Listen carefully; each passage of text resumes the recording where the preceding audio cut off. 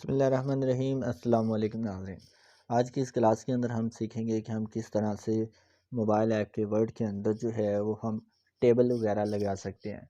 तो देखिए, सबसे पहले जो है यहाँ पे टेबल लगाने के लिए हमने क्या करना है, इधर यहाँ पे इस जगह पे क्लिक करना है। फिर यहाँ पे होम वाली ऑप्शन पे क्लिक करके यहाँ पे इंसर्ट के अंदर आना है।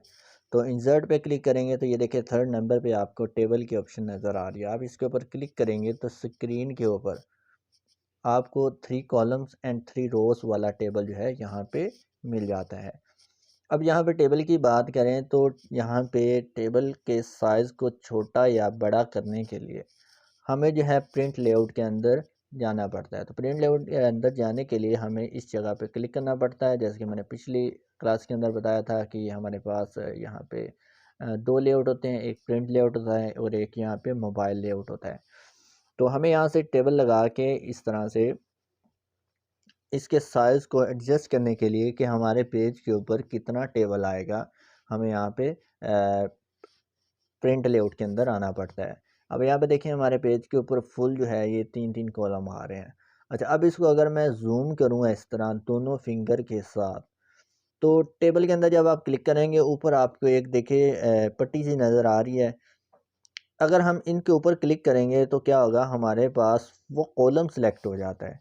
अब उस पट्टी के ऊपर जो कि नीले रंग की हो चुकी है, आखिर पे 2 लाइंस आपको नीचे की तरफ जो है ना पैरेलल दिखाई दे रही हैं। अब वहाँ पे एक बार फिंगर को रखें या अंगूठे को वहाँ पे रख के, चाहे अंगूठा नीचे ले आएँ, क्लिक करके इधर को लेके जाएंगे तो आपके पास इस कॉलम का साइज़ छोटा हो जाएगा।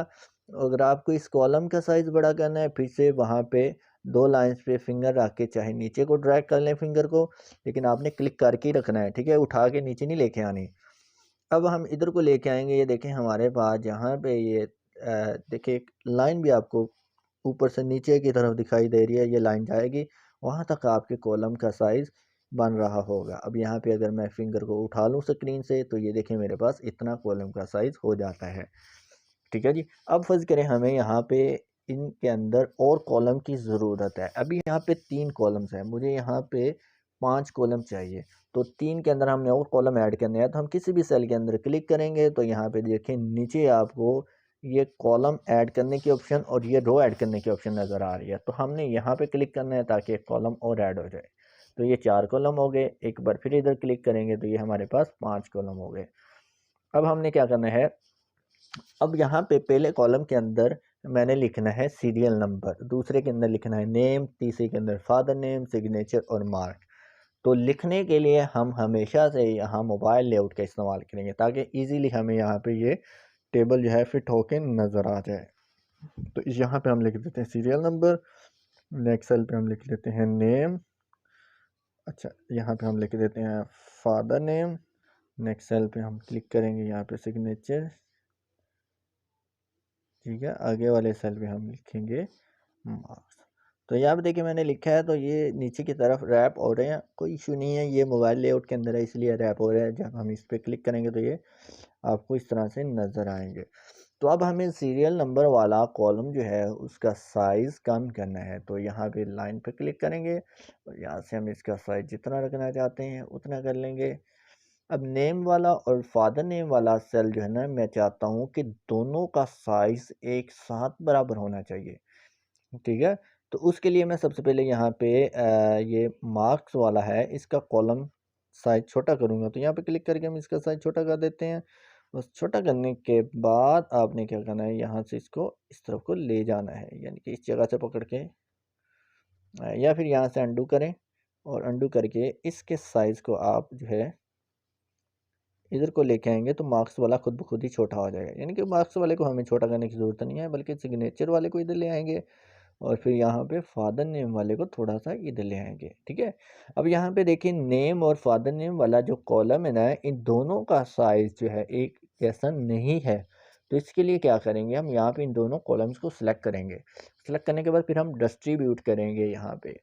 तो कैसे करना है, आपने यहाँ पे क्लिक करना है और इस वाले से इधर को ले आना है। ये देखिए अब दोनों कॉलम सेलेक्ट हो चुके हैं। अब हमने डिस्ट्रीब्यूट करना है। डिस्ट्रीब्यूट ये होता है कि इक्वली इनकी स्पेस बराबर हो जाती है, चाहे वो रोज़ की करना चाहें या आप कॉलम्स की करना चाहें।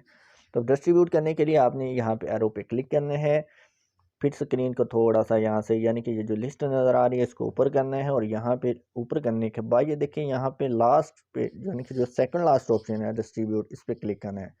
अब हमें यहाँ पे कॉलम्स को डिस्ट्रीब्यूट करना है, तो कॉलम पे क्लिक करेंगे तो ये देखें इन दोनों कॉलम्स का साइज़ बराबर हो जाएगा। ये तकरीबन एक जैसे ही था, लेकिन ये आपको शायद यहाँ पे फ़र्क नज़र ना आया हो। मैं यहाँ से इसका साइज़ ज़रा कम करके दोबारा से करके दिखा देता हूँ।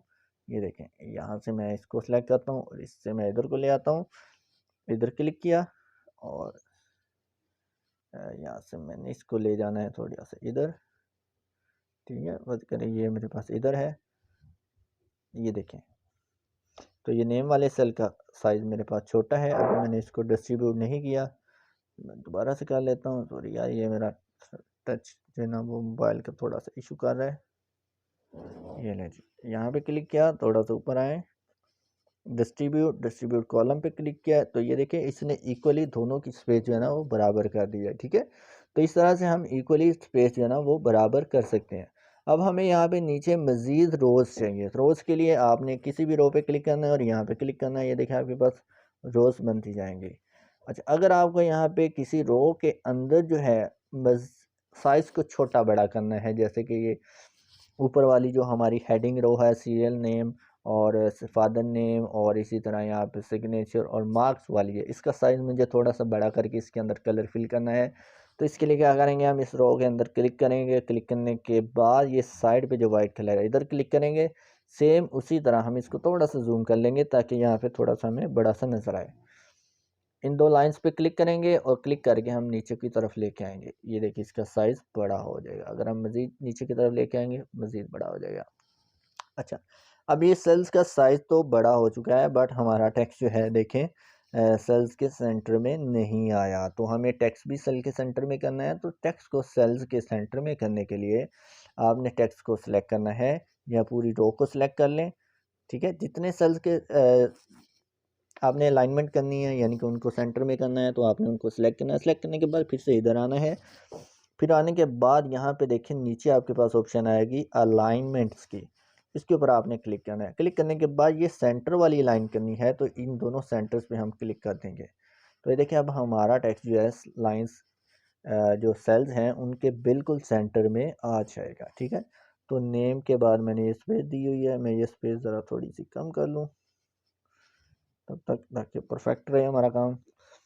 तो ये अब इनके अंदर हमने कलर्स फिल करना है, तो इसको हम क्या करेंगे, इधर इस पे क्लिक करेंगे तो सारी रो हमारी सिलेक्ट हो जाएगी, ठीक है। इधर साइड पे ये जो लाइन आपको नज़र आ रही है ना, यहाँ पे आपने क्लिक करना है तो सारी लाइन आपकी सिलेक्ट हो जाएगी।